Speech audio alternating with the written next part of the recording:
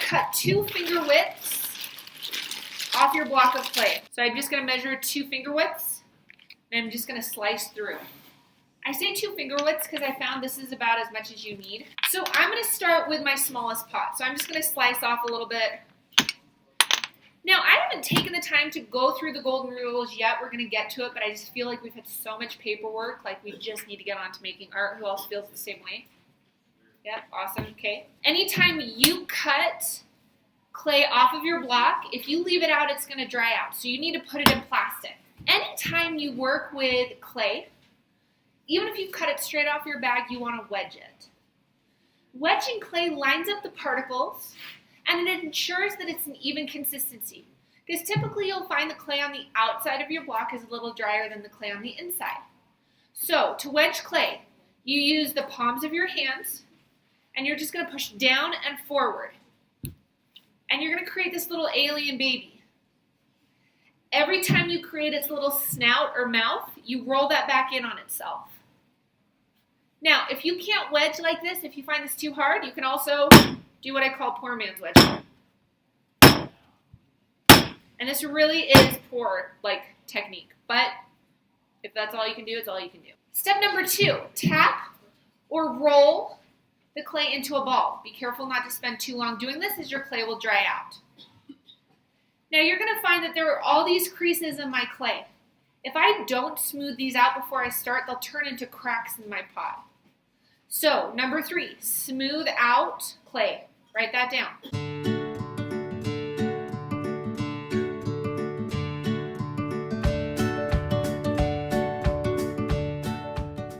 Next step, you're going to push your thumb into the clay and wiggle.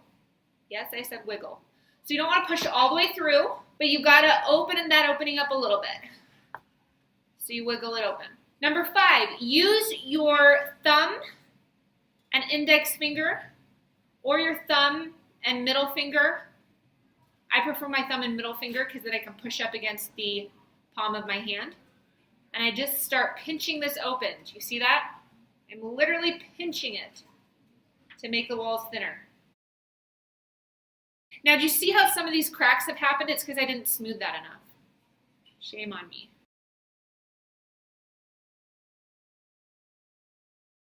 Okay, you are going to continue to pinch until the walls are 1/4 of an inch.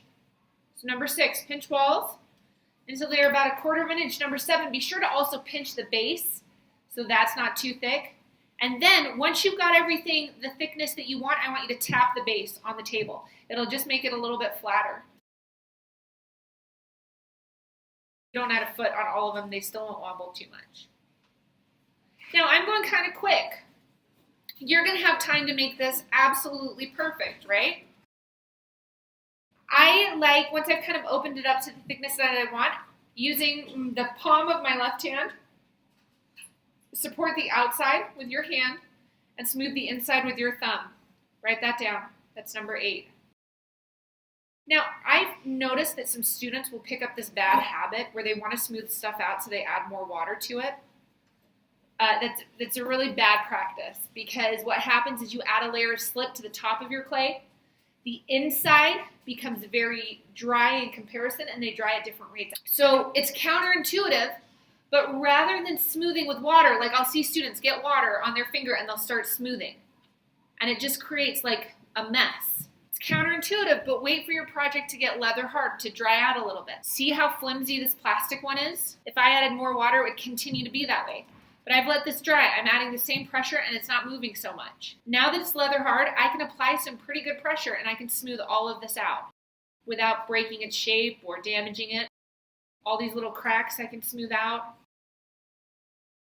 Another little trick, if you have a very uneven lip rim, you're welcome to check out an X-Acto from me. We're on to number 9. Use an X-Acto to trim the lip rim. I recommend placing it on paper because now you can rotate it easily. So using the X-Acto, I just cut off the excess to make it even. I'm more than happy to help you with this. Number 10, don't cut off too much, right? Or else you won't have a pot. Like this poor person They cut off so much that they now have like a dish rather than a bowl. Number 11, I recommend once you cut it, if you just turn it upside down and do a little gentle double tap, that makes sure everything is nice and flat. Now you will be using slip at this point because if you just left these lip rims like they are, they're very sharp. You need to round them.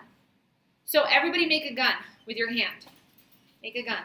Put your index finger and your thumb together. It creates like a little V. You just dip that into your slip. And that's what you use to run around the lip rim.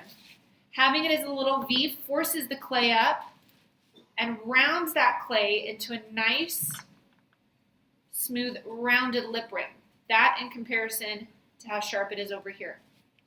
So you slip index finger and thumb to smooth lip rim, and then go ahead and flip your paper over because we're on number 13.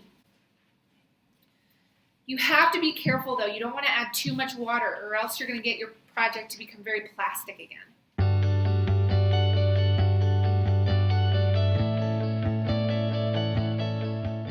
Hey, how much time am I taking to smooth out the slip rim? Yeah, in comparison to everything else, I'm taking quite a bit of time, right? Like I really want that to be smooth and neat. So do not add too much water. You can use a metal rib to smooth if you need to, or you can just use your finger.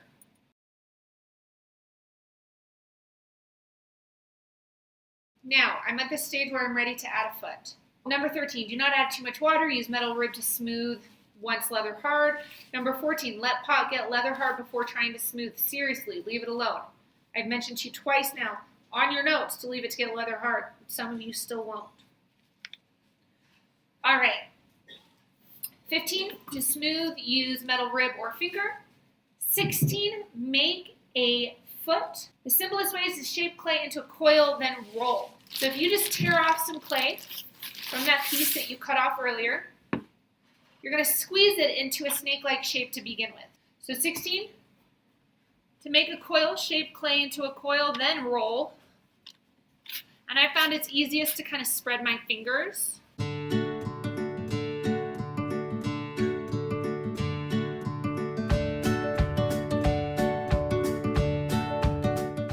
You're then going to wrap the coil until it overlaps, just like that. Where it overlaps, I'm going to carefully cut with an X-Acto. And now it'll connect perfectly. Anytime in ceramics that you want anything to stick together, you have to slip and score. So you're going to place the foot, and I'm just going to trace around where the foot's going to go. Once I've traced around, I'm now going to slip and score. Slipping and scoring is like creating Velcro. So 19, score and slip in two different directions. Now, you might have noticed in your tools tub that there were like broken combs or cut combs. Those are score tools. So if you see those from now on, don't worry about it. Just leave them in there. But you can check out these score tools from me as well. Or I've seen students, they'll use a needle tool, but it takes like a billion times longer. Like you have to go through, I mean, it's just, why waste your time? So I'm going to score in two different directions. And this is like creating that little Velcro. I'm also going to score and slip the joint of the coil because I want it to stick together. Now, if I know that air pockets cause clay to explode, and yet I've just created all these little air crevices in my pot, what do I need to add? Slip, yeah, like that's why we use it. It also acts like our glue.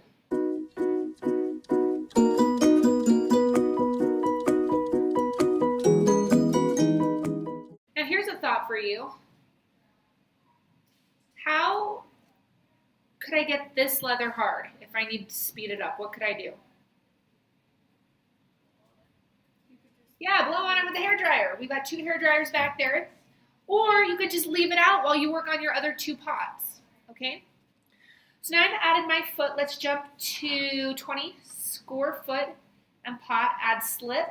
21. Push on the foot to secure it. I like to push a little bit this side I like to also flip it over and just push a little bit from the base because I really don't want that foot to fall off.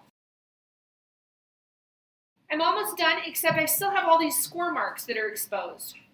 So use a wet brush, 22, to smooth out any score marks.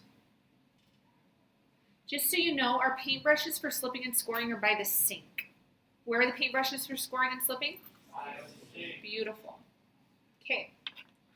Now that I'm done, you always want to support the bottom when adding your name and period. Write that down. That's 23. You want to use the edge, not the tip of the needle tool, but the edge, to carve in your initials. You don't know this yet, but everything shrinks by at least 10% in the kiln.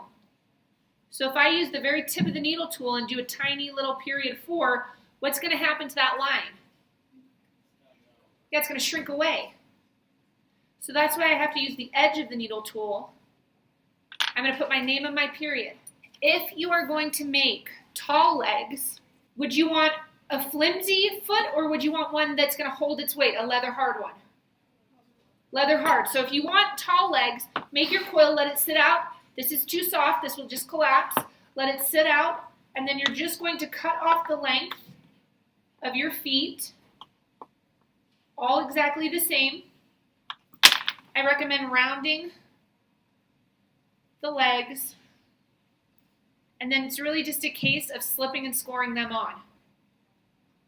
And because they're leather hard, they're not going to collapse.